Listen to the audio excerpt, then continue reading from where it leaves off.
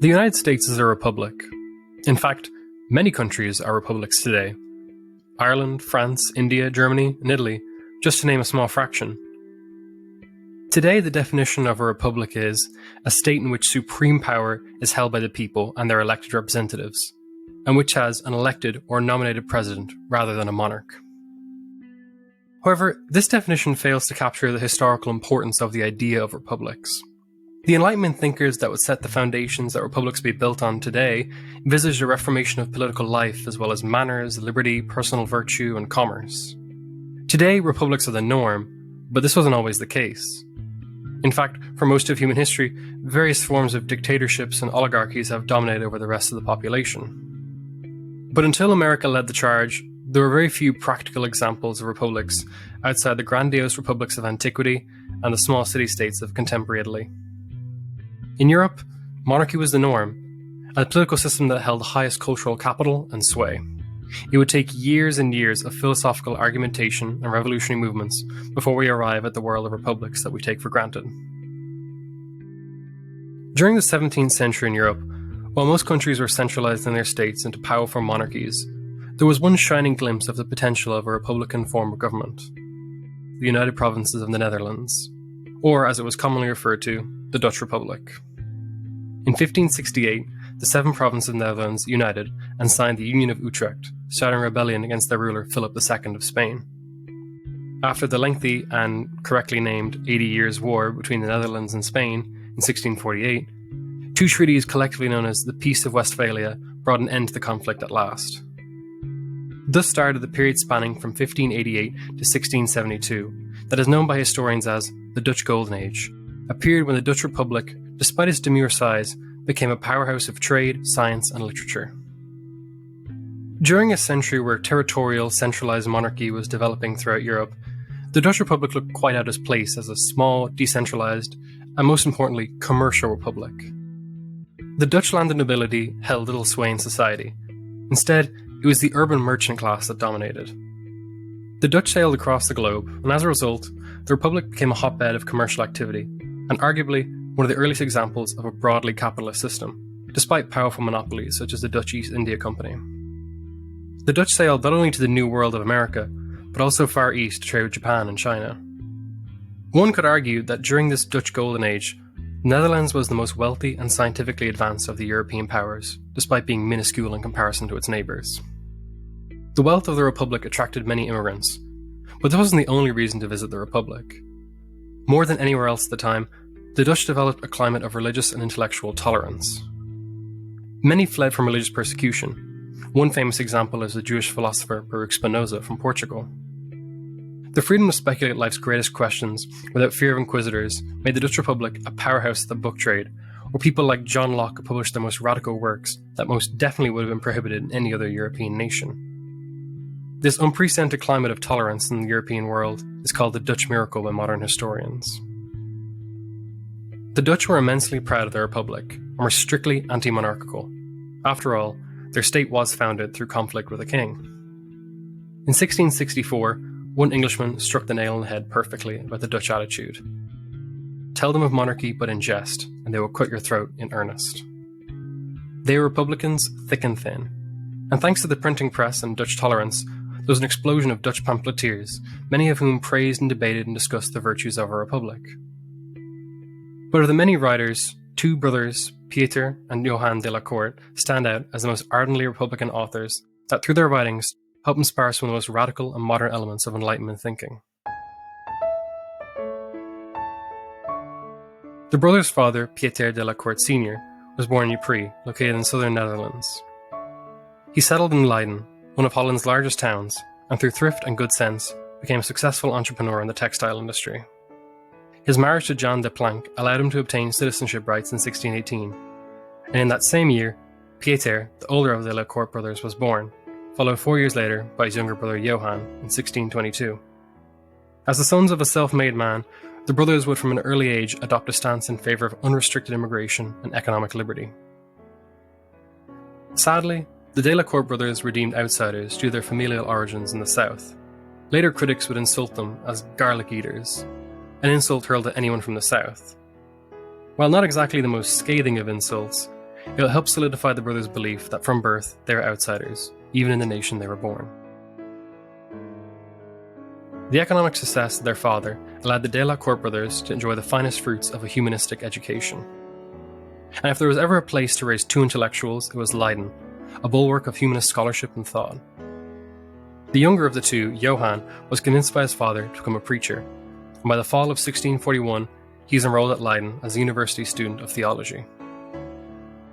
While Johann was studying, the older Pieter embarked on a grand tour, a kind of extended study trip that was considered an essential element of a true humanist education. For the next 2 years, Pieter would visit England, France, Switzerland, and Germany, keeping a diary recording his observations. While in England, Pieter was particularly appalled by the behaviour of the then reigning monarch Charles I, strengthening his belief in the virtues of a republic. While in France, he met with theologians and scholars who greatly influenced his belief in religious toleration. Throughout his diary, Pieter shows an aptitude for practical thinking. After returning from his grand tour in the fall of 1643, Pieter joined his younger brother Johann at the University of Leiden, following in his footsteps as a student of theology. While attending university, Johann and Pieter studied classical rhetoric, classical languages, history, and philosophy, amongst a distinctly international population of students and professors. The brothers were also undertaking their studies at a pivotal period, as during the first half of the 17th century, politics became its own independent academic discipline, with its own kind of methodology. With the discovery of the New World and the rising importance of commerce, European society had begun a process of dramatically changing as the formally established worldview of the medieval ages crumbled. The 17th century was a mess of various views and ideas about politics, religion, and science, and the Dutch Republic, De La Court brothers were free to speculate without fear of reprisals. When Johann graduated in 1645, like Pieter, he embarked on his own grand tour to Geneva. In their mid-20s, by 1650, the De La Court brothers entered their father's line of work as partners, and established a cloth trading firm that would become one of the most prominent firms in Leiden, despite being called garlic eaters from time to time due to their immigrant backgrounds. But despite this label, as successful entrepreneurs, the De La Court brothers began to rub elbows with the elite of Holland. Pieter became close friends with a member of Leiden's governing council, Johann Ellman, an especially advantageous ally as he was a relative of Johann de Witt, one of the leading figures of the Dutch Republic until 1672. By 1657, Pieter married Ellman's sister-in-law, but sadly, the marriage did not last long, as his wife tragically died 1 year later in childbirth. Though Pieter would remarry in 1661 to Catherine van der Voort, the sister of two wealthy Amsterdam merchants, another relative of Johann de Witt. During the 1650s, the brothers were emboldened by their economic success and penetration into the elite strata of Dutch society. Pieter and Johann began to contemplate a life beyond business. The perfect catalyst for entry into political life came when William II, Prince of Orange and stadtholder, died of smallpox, with his only heir being William III, who was born only a week after his death. Since its separation from Spain, the Dutch Republic was composed of provincial and general assemblies that governed in tandem with a stadtholder. The stadtholder's main duties were military affairs, and each province was led by the position of a stadtholder. In theory, this position was open to any eligible citizen. However, in practice, this was not the case. William the Silent, the leader of the Dutch revolt against the Spanish, had been appointed stadtholder in Holland, the first province to rebel, and thanks to his grand reputation and influence, the position of stadtholder was in reality passed down through the Orange family line. Though they were no monarchs, this was a hereditary position of power that made advocates of republics like the De La Court brothers very wary. But when William II left no eligible successor, the 5 leading Dutch provinces did not appoint a replacement, leading to what is now known as the stadtholderless period, the perfect time for the De La Court brothers to bring a vision of a commercial republic that embodied true liberty to the forefront of Dutch politics. In 1654, Johann began to spend his spare time thinking and writing about politics in private. Pieter once wrote that, once successful enough, Johann no longer saw any need to spend the bulk of his time attending to business. Instead of spending his money lavishly or wasting time idle, Pieter wrote that Johann spent his days studying, without hate, love, fear, and hope, sincerely his inner thoughts of all occurring political and moral matters on paper. After a few very productive years of writing, Johann fell ill, and fearing for the worst, in 1660, Johann gave Pieter his blessing to take control of his property, both physical and intellectual, if he succumbed to illness. Only a month later, Johann died, leaving Pieter heartbroken at the loss of both his wife and brother in the span of a few years. Looking for a distraction from his grief, Pieter plunged himself into publishing and editing his beloved brother's writings. Though Johann wished for his unpublished manuscripts to remain unpublished, Pieter defied this wish in 1660, publishing an edition of Johann's papers that collectively formed what is called Considerations and Examples of State Concerning the Foundations of All Sorts of Governments. Not the coolest title? Given that this work was Johann's private thoughts not meant to be published, the work held no punches, and Pieter knew this. He published the book under a fake editorial name, VH, an acronym for Van Hove, the Dutch translation of De la Court. This first collective work of the De la Court brothers centered around debating which of the three traditional forms of government was best between monarchy, aristocracy, and democracy. The next year, Pieter prepared a second edition under a new title, Considerations of State or Political Balance. Pieter added 100 pages of additional content, while also adjusting and modifying the original text a bit. Pieter spent the bulk of 1662 around publishers and books, publishing 6 different editions of Consideration of the State or Political Balance, while simultaneously publishing 15 editions of 3 other books. One manuscript entitled Comments on the Welfare and Interests of the City of Leiden, though not published, copies were circulated among the elites of Leiden, and as a result, Pieter attracted the attention and patronage of Johann de Witt. From this point on, Pieter extended the writings of his brother into a fully fledged political campaign. From here on in, I will refer to the writings and ideas of the brothers simply as De la Court. We can't be fully sure of who wrote what, so it is easiest to merge them into one personality as De la Court, just for simplicity's sake. Thanks to high levels of literacy and vernacular publishing, large numbers of normal people began to take part and inform themselves in the debates of the day. De la Court was well aware of this trend and wrote in a style that appealed to the ordinary man, with jokes, fable-like stories, and vernacular language. Despite De la Court's level of education, they wanted to reach the judgment of all modest readers, to help raise a speculation of thoughts of those who have any share in government in my free fatherland. De la Court did something quite extraordinary for political writing. He made it understandable to the everyday person, while also still appealing to the elite and educated. De la Court's works quickly became bestsellers, with Interest of Holland in the year 1662 being reprinted 8 times with constant revisions and additions, and that's only 1 year. De la Court was both reviled and loved at the same time. Their works were reprinted numerous times, yes, and it was very common to spot someone at a street corner flicking through something by De la Court. But on the other end, some elites were deeply perturbed by the supposed vulgarity of De la Court, but more egregiously, the crime of bringing knowledge to the masses. Who knows what they'd do? But what ideas were so radical yet so popular? It's quite hard to summarize De la Court's work in a traditional way, by going step by step through each book they published. De la Court's writings are lively and enjoyable, but this enthusiasm leads to a highly unsystematic appearance. The De la Court brothers both lamented that their time at school was wasted with abstract subjects, writing, "Can one think of anything more ridiculous and more capable to extinguish all human wisdom than philosophy, as has been taught all over Europe and is still taught in many academia?" De la Court believed that temporary academic approaches reeked of armchair philosophy. Condemning such speculatory and utopian work, De la Court wrote that their ideas are nothing more than a philosophical republic in the air. So yes, De la Court is quite unsystematic, but there was a point to it. De la Court wanted to give general rules, not a hardcore, full described system that would never exist in reality. So to best summarize De la Court's ideas, I'm going to focus on 3 big interrelated ideas that pervade all of De la Court's work: anti-monarchism, economic liberty, and true liberty. De la Court, unlike many contemporaries who had a gloomy view of democracy, welcomed widespread political participation.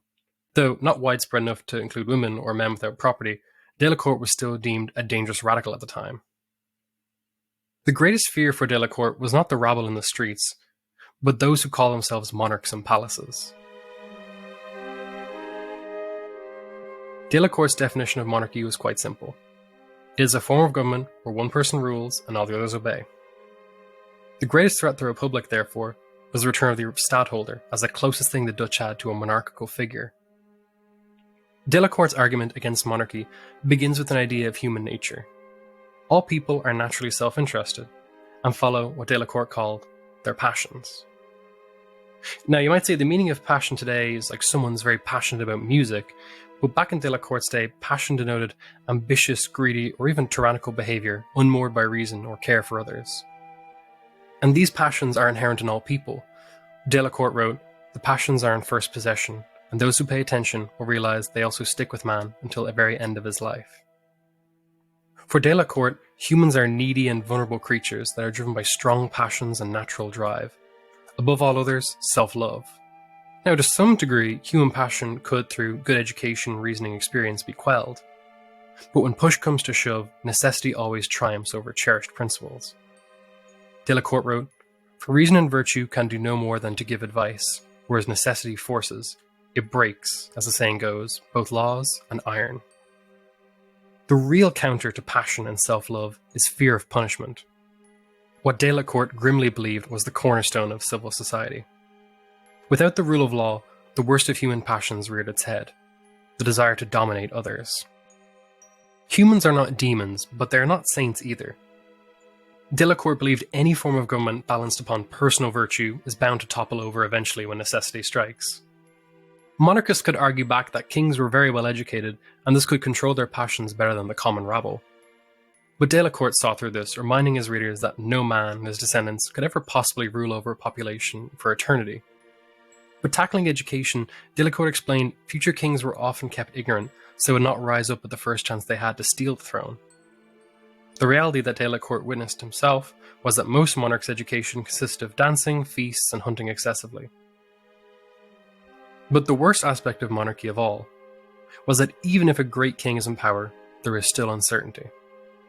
Unlike the rest of society, a king was described by Delacorte as living above all laws and political orders.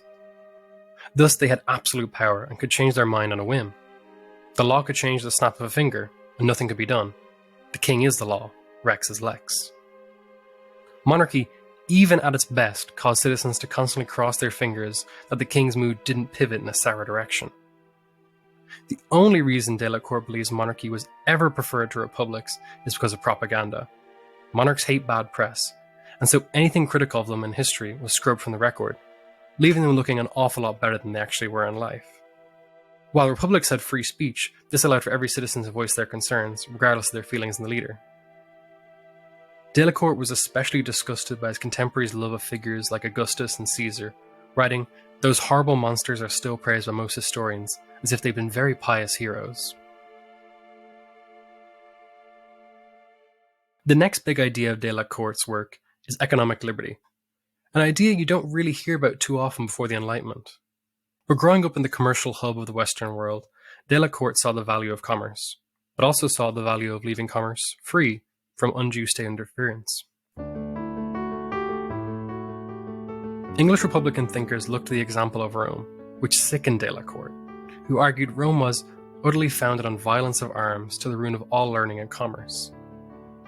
It sickened Delacorte that this murderer's den, this wolf's nest, this most detestable and horrible republic that has ever been on earth is praised by so many. Thinkers like Machiavelli from Florence and Algernon Sidney from England argued that a good republican state ought to increase its greatness by acquiring more territory, following the model that Romans laid down. But Delacorte explained that true path to greatness was not war, but prosperity, and prosperity through free trade. The Greek city-state of Athens represented what the Dutch ought to emulate, a thriving commercial city that welcomed foreigners and allowed economic activity without patents, privileges, guilds, or halls. Delacorte adopted Cicero's popularly used phrase, "Salus populi suprema lex esto," "Let the welfare of the people be the ultimate law." This is also the state motto of Missouri. I will never not say that. Now, this is a generic enough idea that appealed to all kinds of thinkers, both Republican and monarchist. But Delacorte argued that this phrase is like a nice doll, praised by all outwardly, only valued by a few and cared for inwardly. The Delacorte brothers' time in Leiden showed that true greatness is not to be found in war, but in everyday prosperity, which commerce and economic liberty can bring to the populace. Though humans are driven by selfish passions, these passions are actually quite useful. Self-interested beings will make smart decisions that, through commercial activity, serve the wants and needs of others at ever-decreasing costs.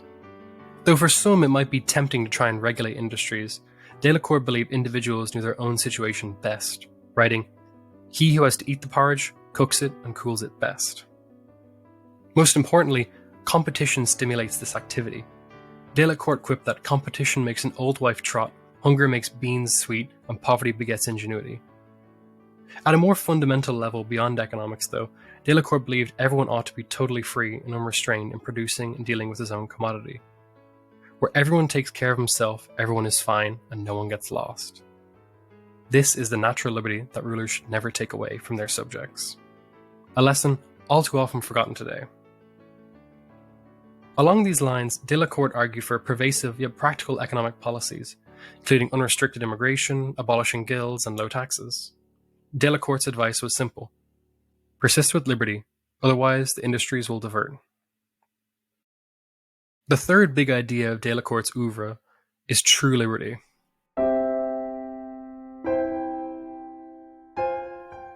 Now, every author talks about true liberty and that they've got the right definition. Delacourt emphasized that all good political thinkers will admit that the highest perfection of politics and human society consists in this single point, namely, that subjects are left as much natural liberty in any way doable. Basically, leave people as free as you possibly can. Delacourt argued that though we are bound by laws, the law has limits and can't really do whatever it pleases. Delacourt expressed in kind of a cosmopolitan way, we are humans by nature, and only by coincidence are we members of a society or republic. Our rights could not be placed behind the law. Rights came first. This all sounds pretty standard for libertarians. Delacourt sounds like he's talking about negative freedom, the idea that freedom is freedom from other people interfering with your activities. But there is more to true liberty than merely negation. Delacourt's true liberty was best embodied in the ancient republics. This lengthy quotation, where no one is bound to live according to the will and desire of one man, but to the spirit of order and law, and all inhabitants of that state are uniformly subject to the law. To put that in less fancy language, in the ideal state, there are no masters and there are no slaves. No one can dominate another. Liberty is more than not just being bothered by other people. It is having concrete assurance that the rule of law, that no citizen will ever suffer arbitrary whims of a ruler, but instead get the same law applied to both nobles and paupers. The Roman historian Livy had a good phrase for this. He said, an empire of laws, not of men. The idea of taking the personal will of rulers away and replacing it with the law. Delacourt has a lovely little story about a determined goldfinch that escapes his birdcage, then confronts his owner, saying, I could not live according to my own will, that all my happiness or unhappiness depended continuously on your care or carelessness. The program of Delacourt was not about getting the right person into power, but making sure whomever was in power was not a master of slaves, but a servant of the people bound by strict laws and the limits of natural liberty. Sounding very much like a modern-day libertarian or anarchist, Delacourt wrote, we must not take away the name king, but the thing king.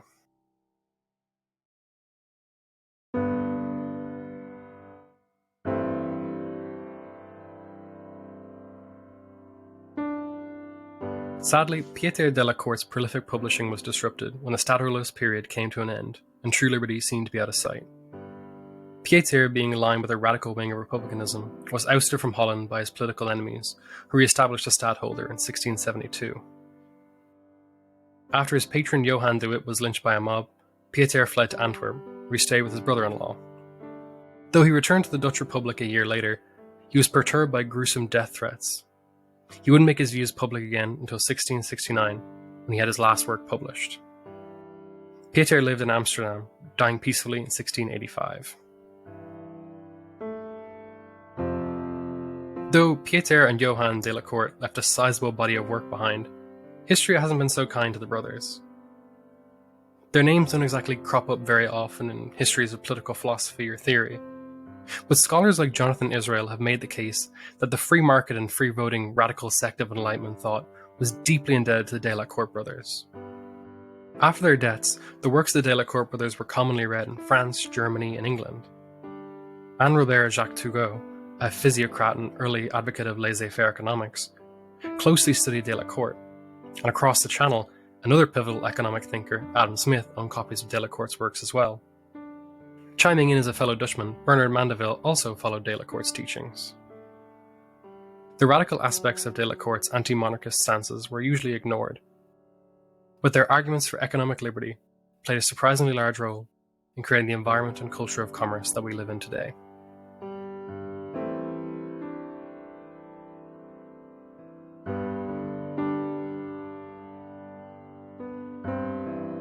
Thanks a mil for listening. I hope you enjoyed this podcast, and if you did, you can subscribe on Apple Podcasts, Spotify, or wherever you listen. Portraits of Liberty is written and hosted by me, Paul Meany, and produced by Landry Ayres. You can also visit Libertarianism.org to find more shows like this. I hope to see you next time.